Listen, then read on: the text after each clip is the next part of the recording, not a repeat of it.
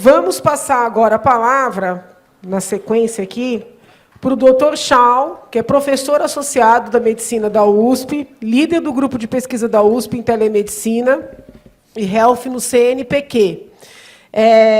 Formado, né, pela Faculdade de Medicina da Universidade de São Paulo, tem doutorado no Departamento de Patologia da Faculdade de Medicina da Universidade de São Paulo, livre docente em Telemedicina na Faculdade de Medicina da USP. É isso?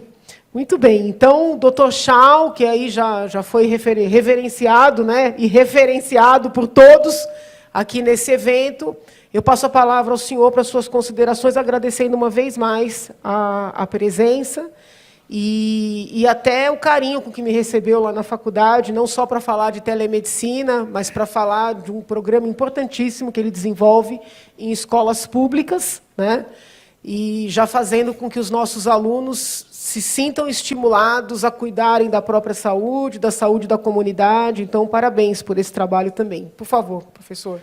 Deputada Janaína, primeiramente, queria parabenizar pela liderança, agradecer por essa oportunidade que você nos proporciona para uma discussão sem animosidade. Eu acho que a melhor discussão é aquela que nós fazemos com reflexão e com serenidade. Eu acho que isso é importante.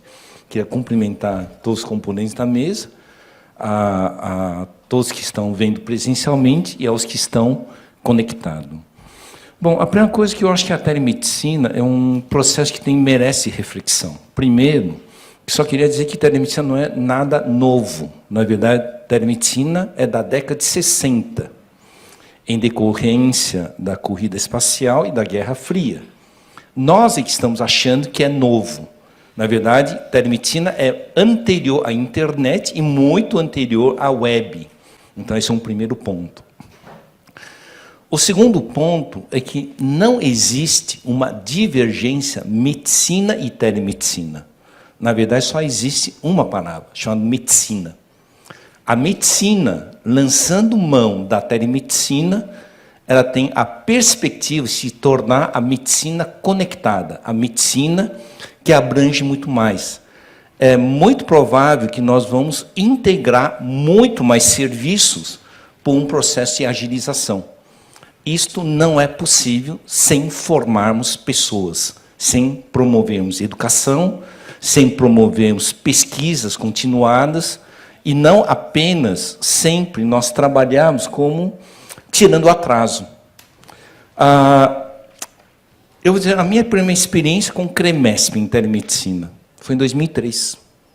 Naquela época, CREMESP, juntamente com o Conselho Federal de Medicina, nós trabalhamos, inclusive, uma discussão com o professor Reinaldo Costa para criar o primeiro polo de telemedicina da Amazônia. Isso foi uma ação com o Conselho Federal, 2004. CREMESP teve uma participação muito ativa naquela época, inclusive estimulando a formação de qualidade dos estudantes de medicina. Eu diria que, naquela fase heróica, CREMESP, juntamente com o CRM do Paraná, começou a difundir a formação no raciocínio investigativo médico baseado em autópsia em tempo real. Foi por 2 anos consecutivos. Essa foi uma primeira experiência que eu tive com o CREMESP em 2003. CREMESP também participou ativamente durante a feira hospitalar, juntamente com a CertSign. Desde aquela época, a CREMESP já olhava para o certificado digital como uma alternativa para garantir a segurança de dados digitais. Estou falando de 2003. Um outro momento que teve crescimento foi em 2009, 2010, quando o CREMESP estava discutindo a criação de uma Câmara Técnica de Telemedicina. Então, essa é a minha experiência com o CREMESP. Então, eu só tenho experiências, digamos, lembrando positivamente que ela foi uma indutora de melhorar a educação brasileira, que eu diria que hoje, poucas faculdades no Brasil, os médicos, estudantes de medicina, têm um aprendizado de raciocínio investigativo. Então, esse foi um marco importante. Hoje, eu acho que o que nos falta é difundir formação em telemedicina. Tá? Nós temos 336 escolas médicas, e eu só conheço 6 escolas que têm matéria obrigatória de telemedicina. Um deles é o professor Kernaldo, por coincidência. Outra coincidência é o professor Alexandre Taleb, que também tem matéria obrigatória. A única faculdade de medicina que eu conheço que tem curso de telemedicina para o primeiro ano do curso médico fica em São José do Rio Preto. Então, estamos avançando pouco. Considerando que de 2003 para cá, foram 16 anos, nós não tivemos uma recomendação, pelo menos contundente, de incorporar o ensino da tecnologia de telemedicina dentro da formação médica. Nós não ensinamos ética digital, nós não ensinamos responsabilidade digital, não ensinamos telepropedêutica e vários itens. Então, é óbvio que nós não teríamos massa crítica. Eu acho que, nesse momento, nós não podemos abrir mão disso. Se nós ficarmos questionando que não há massa crítica de pessoas com formação em telemedicina, eu voltaria então vamos voltar para 2003, eu já tinha feito esse discurso. Isso quer dizer que vão ficar parados pelos próximos 16 anos sem fazer nada de novo? Então, estamos procrastinando. O que nós não podemos nunca é procrastinar, já que o passado já nos mostrou que demos um passo e ele parou. Isso não pode acontecer de novo. E a tecnologia, não é nem a tecnologia. Eu não vou dizer a tecnologia. A sociedade está em plena transformação. Não é a tecnologia. A tecnologia é apenas uma expressão de como a sociedade está transformando. E é nossa responsabilidade, principalmente a nossa geração, formar melhor a futura geração.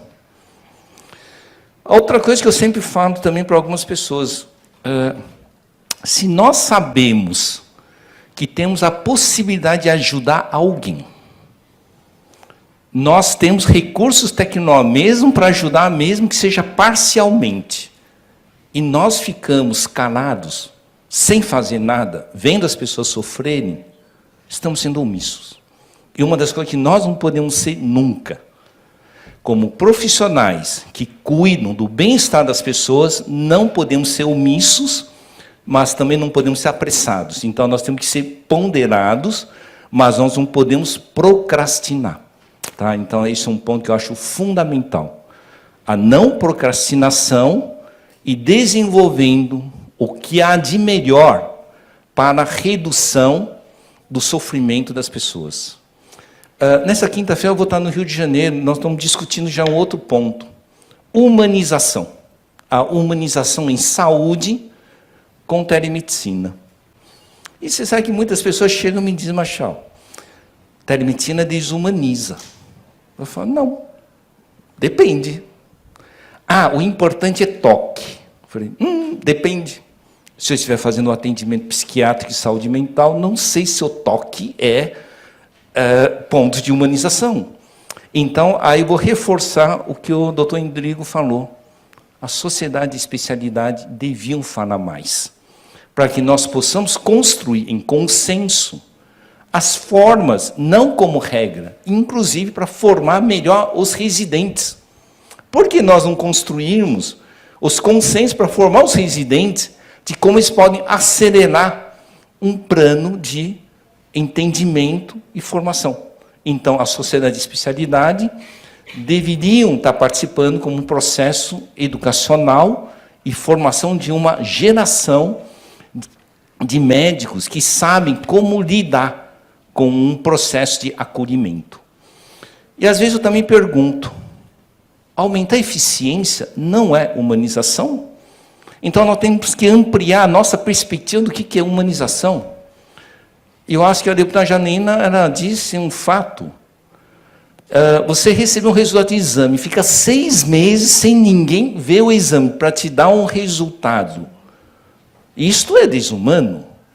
Agora, se eu pudesse encontrar formas de consenso, de agilizar esse retorno, isso é algo supremo em humanização. E algumas pessoas também me perguntaram uma vez, mas o atendimento de 15, 20 minutos é melhor. Eu falo, eu tenho um idoso que mora bem na periferia. Ele demora 2h30 para pegar a condução para ir até o Hospital das Clínicas. Chega lá, fica esperando até às 10 horas para ter 15 minutos de consulta para nós olharmos os exames e dizer, não, você está bem, pode continuar tudo igual. Vão marcar a consulta para daqui a 6 meses. Gastou 4 horas e meia para ter 15 minutos de um atendimento, sendo que esse 15 minutos de atendimento podia ser feito por uma interconsulta, juntamente com a unidade básica de saúde, onde ele fica.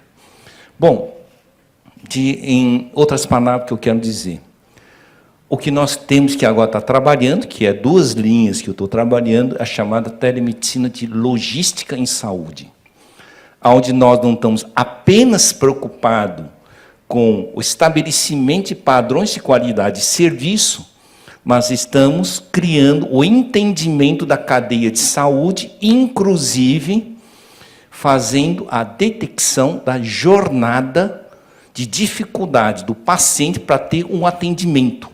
Nesse caso, a telemedicina ela deveria ser vista como um dos grandes recursos para criar um atalho acelerador de atendimento com segurança. Então, eu diria algumas palavras. Temos que lutar pela telemedicina responsável e eficiente, e temos que trabalhar não só com apenas a telemedicina de serviço, temos que evoluir para a telemedicina de logística, onde nós queremos tirar os gargalos dos pacientes, entender o sofrimento da jornada de deslocamento para prover esse serviço. Embora nós tenhamos mostrado muito telemedicina na área pública, mas isso é válido também para o mundo privado, porque o sofrimento também existe. E, fechando só a minha fala, eu só queria dizer o seguinte, eu acho que a resolução 2227 era mais do que uma resolução, é uma produção intelectual. Se alguém lê aquilo, vai dizer, não, é uma produção intelectual onde o texto poderia ser modificado sem nenhum problema, deveria apreciar como uma produção intelectual de modernização do pensamento em relação a 2002. Como qualquer produção intelectual, ele merece ser debatido e modificado. Portanto, não há nada errado em criticar. Eu acho isso saudável para gerar o consenso. Então, mas só que o que não pode adiar, adiar e adiar, e nós ficamos numa zona cinzenta, onde todos têm medo e onde ninguém sabe se o que vai fazer é algo efetivo. Eu só gostaria de fechar um ponto. O médico é o responsável pelo que ele toma de atitude. Eu lembro que em 92, eu fui dar aula em Campo Grande, e estava um professor de cirurgia, aí eu perguntei para o professor de cirurgia o que ele estava fazendo. Ele foi meu professor, mas aí eu perguntei, porque fui dar aula de informática médica. Ele disse, Charles, estou ensinando uma nova modalidade cirúrgica. Eu falei, qual que é? Cirurgia por videolaparoscopia.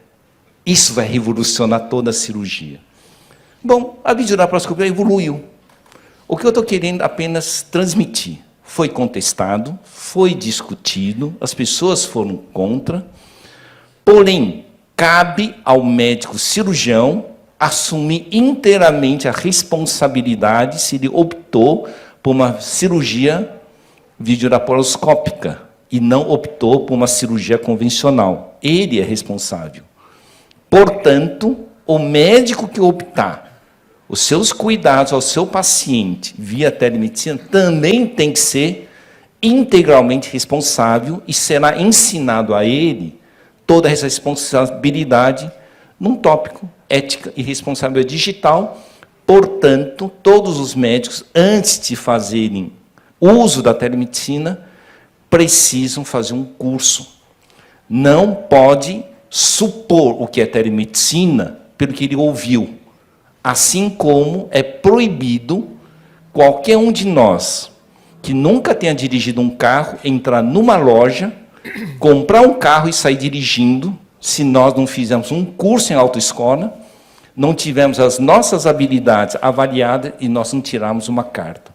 A telemedicina também tem que ser visto dessa forma, porque não se aceita improvisos e não se aceita meio termo, só aceita-se qualidade e responsabilidade.